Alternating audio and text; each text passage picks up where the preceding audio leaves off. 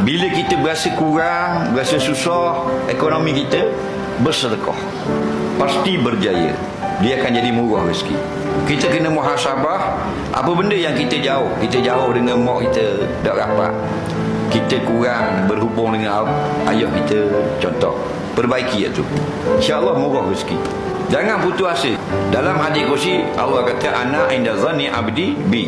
Kalau hamba ku suka dia tak dapat kerja, sampai ke mati tak dapat kerja, berilah sangka baik selalu dengan Allah, bahawa Allah akan murahkan rezeki kita, insya-Allah.